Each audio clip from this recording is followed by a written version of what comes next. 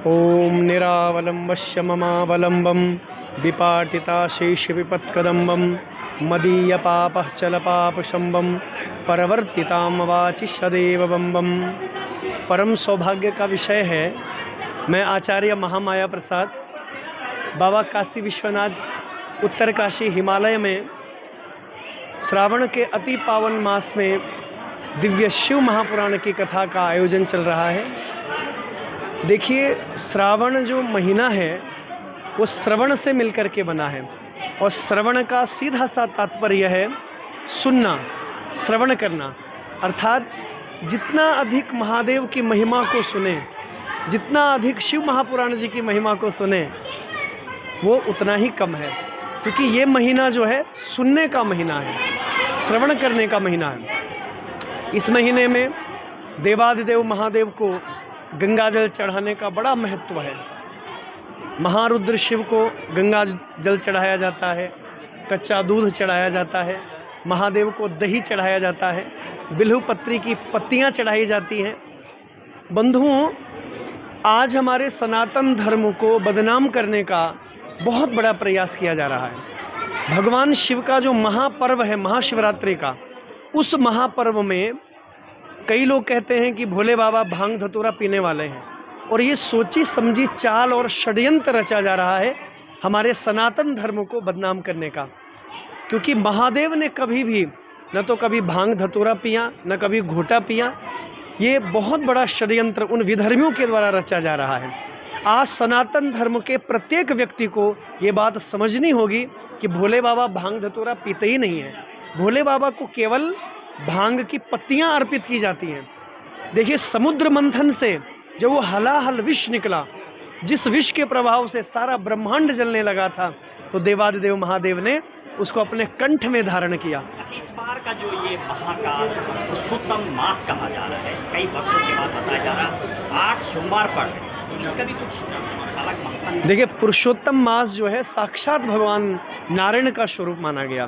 तो ये मानिए कि श्रावण जो है वो शिव का समय है और पुरुषोत्तम मास भगवान नारायण का है, वो भगवान पुरुषोत्तम का रूप है।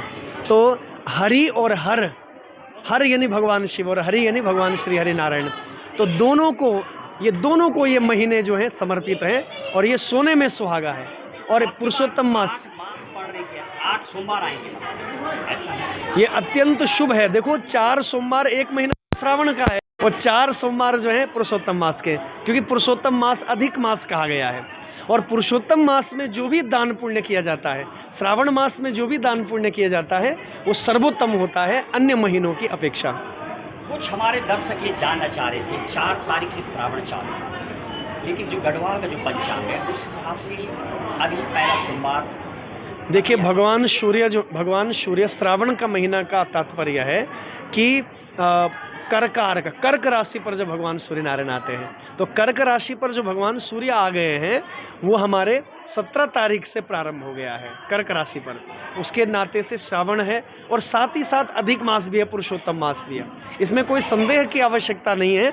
ये दोनों ही बहुत पवित्र हैं। जितना हो सके भगवान शिव की कथा सुनिए, जितना हो सके दान पुण्य करिए, क्योंकि पुरुषोत्तम मास में भगवान नारायण के पूजन का विधान है। गुरु जी, आप तो बार पूरे देश में कथा करते हैं। देवभूमि की यदि मैं बात करूँ तो यहाँ पर कुछ चीज़ें बहुत विडम्बित है। जो देवभूमि है, एक बलि प्रथा बहुत चलती है, मेहंदी रात चलती है, रिटायरमेंट को लेके भी। देखिए, सनातन धर्म को बचाने के लिए कई बार हम प्रयास करते हैं और कई जगह कथाओं में संकल्प भी लोगों से वो करते हैं कि आप संकल्प लीजिए।